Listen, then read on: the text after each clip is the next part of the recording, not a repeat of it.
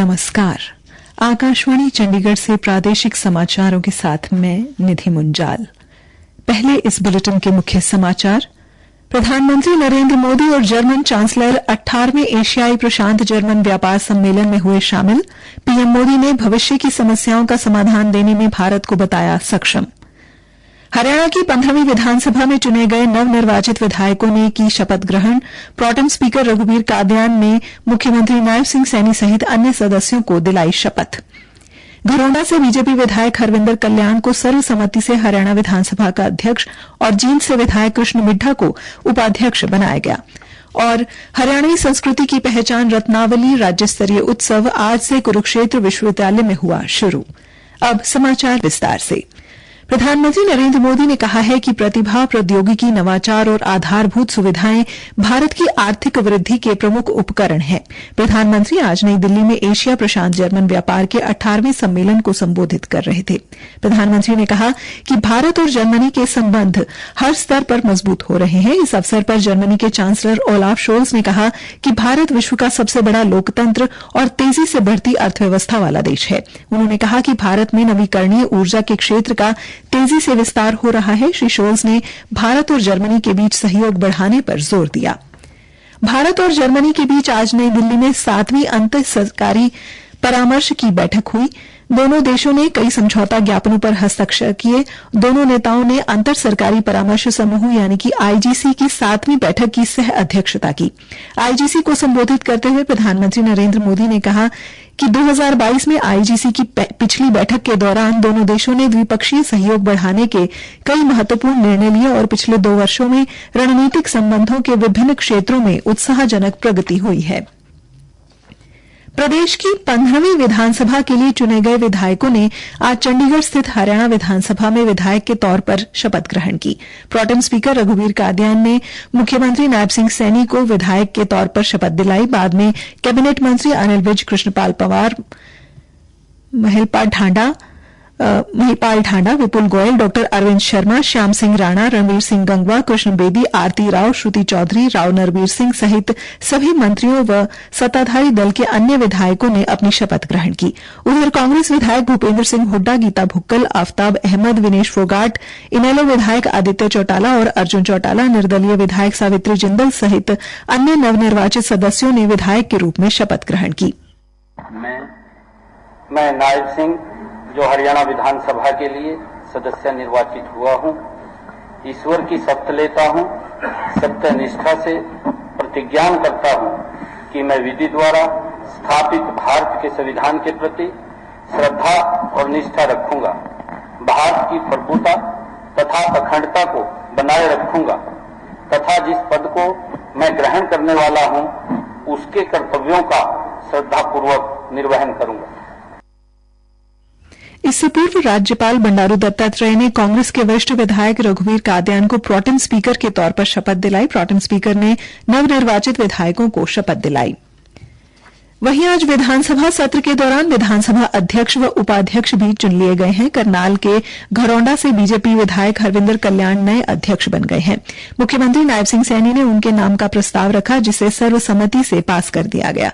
वहीं जींद से बीजेपी विधायक कृष्ण मिड्ढा को उपाध्यक्ष के तौर पर चुना गया है। कैबिनेट मंत्री कृष्णपाल पंवार ने उन्हें उपाध्यक्ष बनाए जाने का प्रस्ताव रखा जिसे सर्वसम्मति से स्वीकार कर लिया गया। हरविंदर कल्याण विधानसभा के 18वें अध्यक्ष होंगे। वे लगातार तीसरी बार चुनाव जीतकर विधानसभा पहुंचे हैं। उनके पिता ने भी लोकसभा व विधानसभा का चुनाव लड़ा लेकिन जीत नहीं पाए।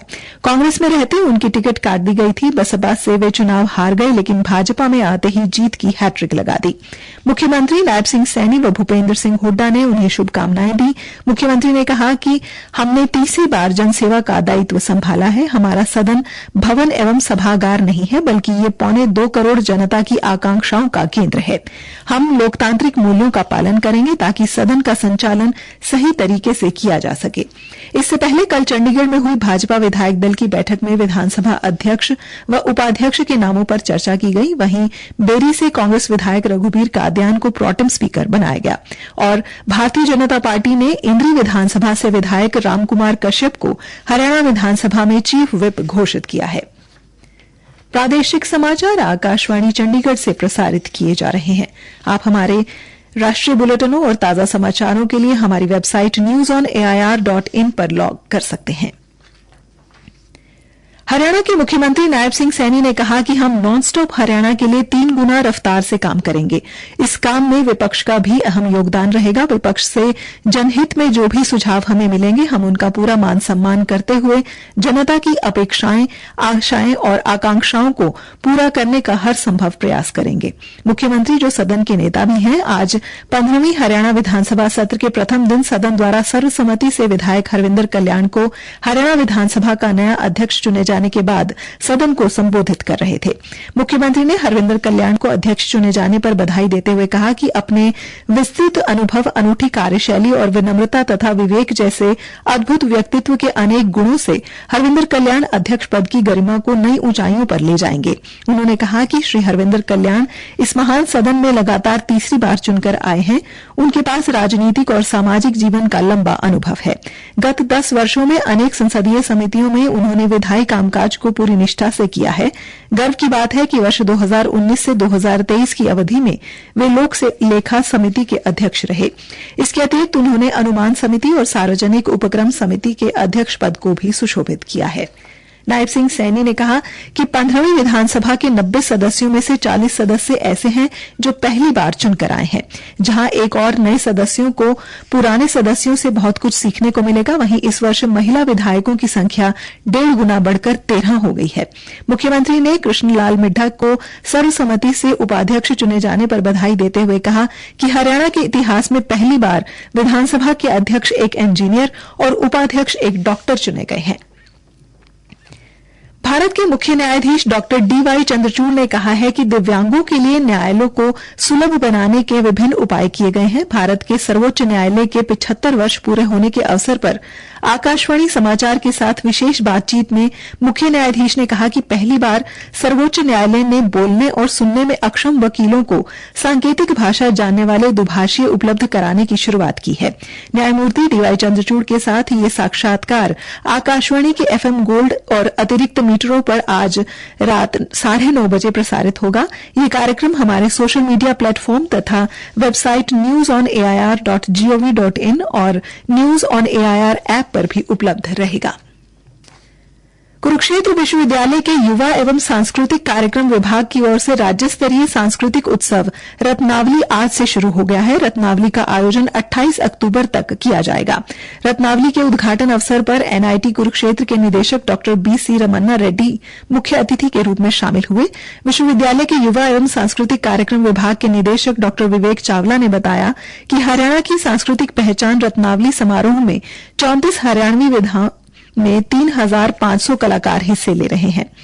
डॉ विवेक चावला, निदेशक युवा एवं सांस्कृतिक कार्यक्रम विभाग रत्नावली में छात्र छात्राएं उत्साह के साथ हिस्सा ले रहे हैं और समारोह को देखने के लिए लोग दूर दूर से पहुंच रहे हैं। रत्नावली को देखने वाले दर्शकों का कहना है कि इस समारोह में एक ही जगह हरियाणवी परिवेश के दर्शन होते हैं। इस उत्सव में हरियाणा की संस्कृति के विभिन्न रंग देखने को मिल रहे हैं।